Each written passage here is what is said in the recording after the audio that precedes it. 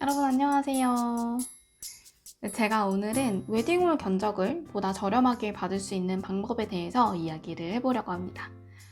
제가 듣기로는 최근에 특히 이제 코로나 이후에 예식장을 잡으시는 분들이 웨딩홀이 너무 이제 비싸고 또 심지어 예약하는 것조차 되게 어렵다는 이야기를 많이 들었어요. 그래서 아무래도 제가 이제 결혼식을 준비하고 웨딩홀을 계약하고 했을 때보다는 조금 상황이 다를 수는 있을 것 같다는 생각은 들어요. 그래서 아무래도 절대 금액 자체는 이제 제가 결혼식을 했을 때보다는 많이 올랐을 것 같은데, 그건 사실 이제 뭐 다른 물가들도 많이 오른 상태이기 때문에 절대 금액으로 비교하기는 어렵겠지만, 어쨌든 전반적으로 가격이 오른 상태에서 그래도 그나마 그 중에서도 조금 더 싸게 웨딩홀 견적을 받을 수 있다면 그것도 도움이 되시지 않을까 싶어서 제 경험을 바탕으로 오늘은 그 이야기를 해보고자 합니다.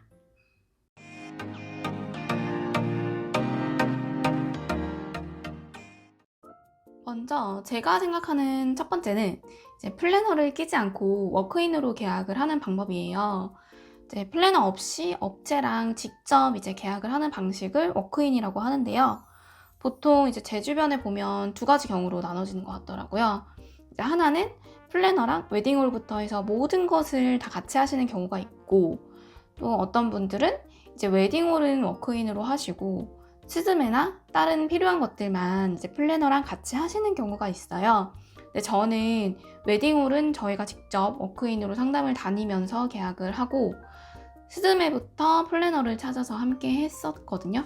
제가 결혼 준비하기 전에 주변에서 이제 결혼식 진행했던 분들한테 이야기를 들어보니까 웨딩홀은 그냥 혼자서도 계약을 해도 괜찮겠더라고요. 플래너를 켜고 계약을 하게 되면 웨딩홀에서 신랑 신부를 소개시켜준 명목으로 플래너에게 이제 수수료의 이름으로 일정 부분 금액을 떼어주는 구조인 걸로 알고 있어요.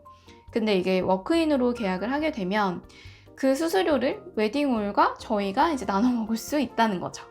예를 들면 이제 플래너가 신랑 신부 한 커플을 소개시켜주면 웨딩홀에서 그 컨설팅 업체한테 이제 100만 원의 수수료를 줘야 한다고 가정해 볼게요. 근데 이제 신랑 신부가 플래너 없이 직접 상담을 하러 왔어요. 근데 그러면 웨딩홀 입장에서는 100만 원이 굳는 거잖아요. 그러면 신랑 신부가 웨딩홀한테 당신들 100만 원 굳었으니까 나한테 100만 원 깎아줘요 라고 하면 그건 안 되겠죠. 근데 한 50만 원만 깎아주세요 하면 그 정도까지는 웨딩홀에서도 좀 깎아주는 생각을 해볼 수 있지 않겠어요? 50만 원을 깎아줘도 웨딩홀 입장에서는 플래너한테 100만 원의 수수료를 주는 것보다는 50만 원을 세이브하게 되는 거잖아요. 근데 제가 그 수수료의 뭐 구조와 금액을 정확하게 알 수는 없지만, 근데 이런 식으로 신랑 신부 입장에서는 플래너랑 갔을 때보다는 좀 더 가격을 내고해 볼 수 있는 여지가 생긴다는 거죠. 근데 이제 내가 이런 내고하는 게 어렵다, 이런 게 불편하고 어색하다 하시는 분들이 있을 수는 있어요. 근데 나는 그냥 돈을 좀 더 내더라도 플래너를 중간에 끼고 하는 게 편하다라고 생각하시는 분들은 그렇게 하시는 게 사실은 훨씬 더 편하기는 하실 거예요. 근데 이제 그런 거에 크게 거부감이 없으시고 나는 좀 더 적극적으로 예산을 절약하고 싶다 하시는 분들은 저는 웬만하면 워크인으로 웨딩홀을 알아보시라고 조언을 드리는 편입니다. 사실 이제 웨딩홀에 가서 물어보면 뭐 별로 차이 없어요 라고 말씀을 하시기는 하시는데요. 그래서 뭔가 가격 자체를 깎지 못하더라도 뭐 서비스를 하나라도 좀 더 챙겨받을 수 있는 그런 여지가 있는 것 같습니다. 워크인으로 웨딩홀 상담을 받으시는 방법은 관심 있는 웨딩홀에 먼저 전화를 하셔서 예약을 잡으시고요. 저는 웬만하면 제가 하고자 하는 홀에 예식이 있는 날에 가서 상담을 받았어요. 그래서 실제로 홀이 이렇게 장식이 된 모습을 보고 예식이 좀 어떤 분위기로 진행이 되는지 이런 것들을 간 김에 직접 확인을 하고 싶어서 전화해서 제가 상담받으러 가려고 하는데, 혹시 이날 이 홀에 예식이 있나요? 이러면 이제 예식 전후 시간으로 상담 시간을 잡아주세요. 그래서 당시 남자친구였던 지금의 신랑이랑 주말에 데이트하듯이 그렇게 돌아다녔었던 것 같아요. 그래서 그 근처에서 밥 먹고 웨딩홀 보러 가고, 그러니까 가면 상담하면서 뭐 커피도 주시고 어떤 곳은 쿠키도 주시고 케이크도 주시고 어떤 곳은 뭐 밥도 먹고 가라고 하신 것도 있어요. 그래서 이번 주말에는 우리 뭐 여기 가보자 이런 식으로 해서 차를 타고 갈 때는 주차장도 둘러보고, 뭐 대중교통으로 가면 대중교통 이용하는 하객들은 어떤 불편함이 있는지 이런 것들도 보기도 하고, 이런 식으로 저는 당시에 결혼식 10개월 정도 전부터 돌아다녔었고, 나름 재밌게 이제 데이트하듯이 다녔던 것 같습니다. 그래서 저는 총 한 13군데를 웨딩홀을 다닌 것 같더라고요. 그리고 그렇게 다니시다 보면 어느 정도 기준이 생겨요. 이 정도 가격으로 하면 여기가 제일 낫겠다. 뭐 여기는 이게 좀 아쉽네. 이런 식으로 좀 보는 눈이 생기더라고요.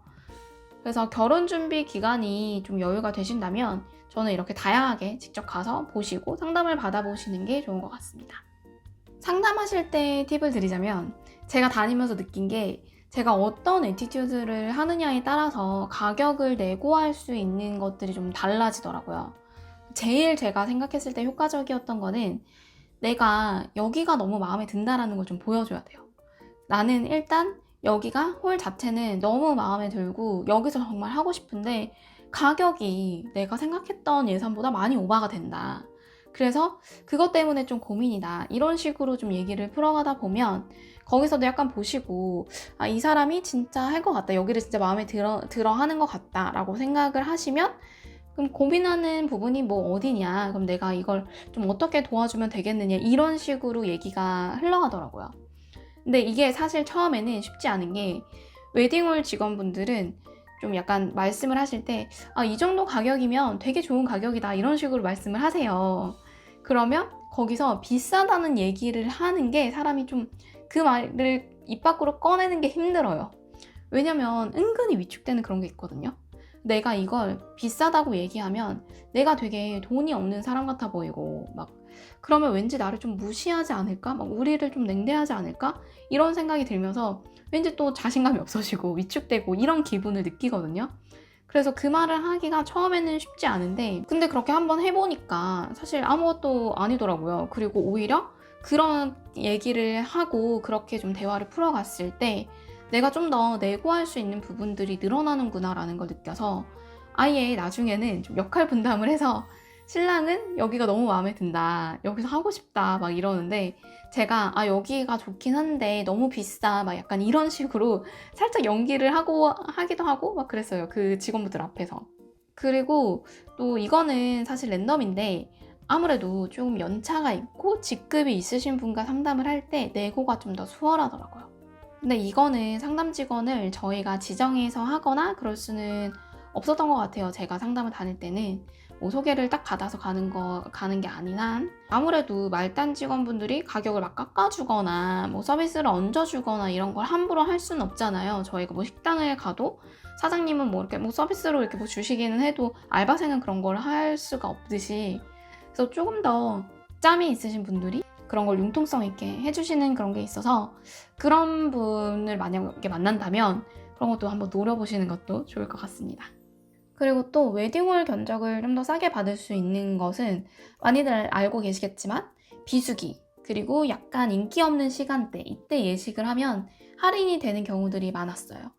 저희는 이미 날짜를 1월에 딱 해야겠다 이렇게 받아서 상담을 다녔기 때문에 1, 2월, 7, 8월이 결혼식은 이제 비수기에 해당이 돼요. 그리고 토요일보다는 일요일이 좀 더 싸고 점심시간보다는 저녁시간이 더 싸거나 하는 경우들이 많거든요.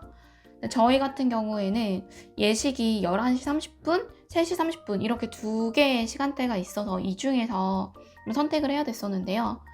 저희는 3시 30분 시간대가 좀 더 식대가 저렴했어요. 근데 저희는 뭐 부모님들도 크게 거기에 대해서 문제 삼지 않으시고, 저희도 좀 더 싼 가격에 하고 싶다는 생각을 해서 그냥 3시 30분으로 진행을 했는데, 어떤 분들은 혹시 하객들이 이런 시간대 가지고 불평하실까봐 걱정하시는 경우들이 많더라고요. 근데 제가 해보니까 생각보다 하객들이 거기에 대해서 뭐 불평하시거나 욕하시거나 그런 경우는 많이 없어요. 그리고 있다고 하더라도 사실 한순간이라고 생각을 했어요. 그러니까 내가 주인공인 날인데 내가 진짜 하고 싶은 곳이 있다면 저는 거기서 좀 더 좋은 가격에 하는 게 더 중요하다고 생각을 했거든요. 사실 이렇게 좀 비수기, 비인기 시간대에 진행하시는 거는 비싼 웨딩홀에서 하시는 경우에 좀 더 가성비가 빛을 발하는 것 같더라고요. 제 친구들의 경우를 말씀드리면 한 친구는 신라호텔 영빈관에서 결혼식을 했어요. 근데 신라호텔 영빈관 하면 우리나라 완전 최고급 막 이러잖아요. 그래서 막 억대가 당연히 넘어갈 거라고 생각을 하고 그러시는데 제 친구가 했던 날짜랑 시간대가 7월 초 장마 시즌이었고 또 일요일 오후 6시였어요. 그래서 결혼식이 끝나고 나오니까 밤 9시인 거예요. 다음날 월요일 아침에 출근해야 되는데 그때 그럼에도 불구하고 하객들도 많이 오셨고 또 저희 친구들도 사실 다 왔거든요. 근데 시간이 뭐 애매하고 그래도 결혼식 자체가 예쁘고 뭐 식사도 맛있고 나중에 막 꽃도 나눠주고 하니까 다들 사진도 많이 찍으시고 즐거운 모습으로 돌아가셨어요. 이제 또 장마 시작이 될 때라서 그날도 낮에는 비가 오고 정말 운이 좋게도 결혼식이 시작할 시간이 되니까 비가 그쳐서 결혼식은 너무 무사히 잘 치르긴 했는데 이게 야외 결혼식인데 장마철 비수기니까 가격이 상대적으로 저렴하더라고요. 그리고 제 친구는 꽃도 그냥 기본 꽃장식을 했어요. 근데 워낙에 이제 신라호텔은 급이 있다 보니까 뭐 꽃장식이 기본 꽃장식이어도 전혀 비어 보이거나 그렇지 않고 너무 예뻤어요.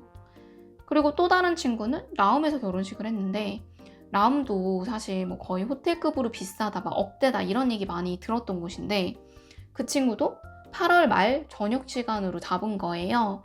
근데 결혼식이 너무 예쁘고 분위기도 좋으니까 저녁 시간이라도 사람들이 또 많이 오고 또 좋은 반응이었지 그걸로 문제 삼는 분들은 없으셨거든요. 근데 저도 그 친구가 여기가 사람들이 얘기하는 것보다 이제 비수기에 하니까 되게 싸게 했다. 그러니까 저한테도 겁먹지 말고 일단 가서 한번 상담을 받아보고 견적을 한번 받아봐라 해서 저도 상담을 받으러 갔었어요. 근데 진짜 생각했던 것보다 견적이 되게 괜찮은 거예요. 물론 거기에 막 이것저것 추가를 하면 더 올라가긴 하겠죠. 근데 이미 좀 고퀄리티인 웨딩홀들은 어느 정도 기본 레벨이 있다 보니까 서비스를 더 추가하지 않아도 기본적으로 보장이 되는 수준이 있어요.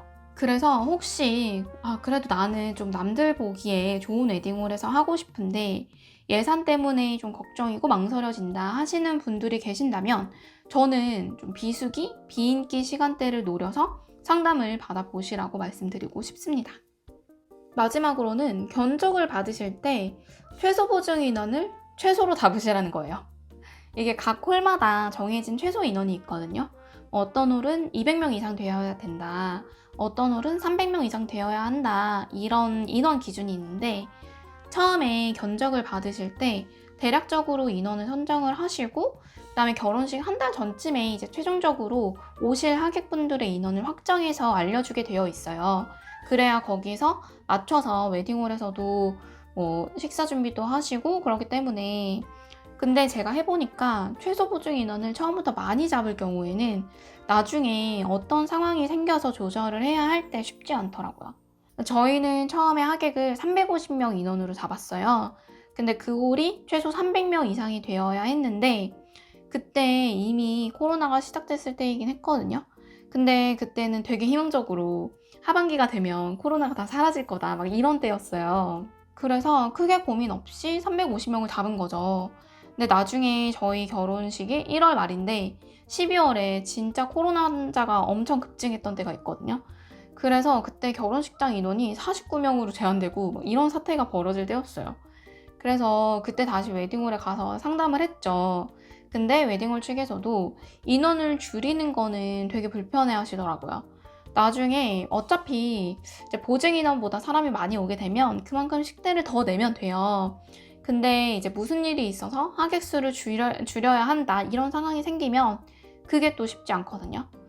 저희도 마지막에는 웨딩홀에서 좀 사정을 봐주셔서 350명에서 250명으로 보증 인원을 줄이긴 했는데 저희가 만약에 처음에 300명을 보증 인원으로 잡고 350명으로 줄였다고 하면 사실 50명만 줄이면 되니까 크게 부담이 없는데 350명에서 250명은 100명을 줄이는 거란 말이죠. 그러니까 웨딩홀에서도 자기네들이 이제 잡아놓은 매출이 있기 때문에 하객을 나중에 많이 줄이고 이러는 거는 부담스러워 하시는 것 같아요. 웨딩홀을 잡는 게 아무래도 거의 뭐 1년 전쯤, 뭐 수개월 전에 잡아놓고 거의 결혼 준비의 첫 단계잖아요. 그래서 사실 나중에 어떤 변수가 발생할지 몰라요. 그래서 웬만하면 처음에는 견적을 받으실 때는 딱 그냥 그 홀에 최소 보증 인원만큼만 잡아두시고 나중에 결혼식에 가까워져서 필요하면 그때 인원을 더 늘리거나 할 수는 있으니까 그렇게 진행하시는 게 좋지 않을까 생각합니다. 여기까지 제가 웨딩홀 견적을 좀 더 싸게 받을 수 있었던 방법에 대해서 말씀을 드렸고요. 혹시 궁금한 부분 있으시면 댓글로 남겨주시면 제가 답변 드릴 수 있는 부분은 최대한 답변 드리도록 하겠습니다. 이번 영상도 여러분께 좀 도움이 되셨으면 좋겠네요. 그럼 다음 영상에서 뵙겠습니다. 감사합니다.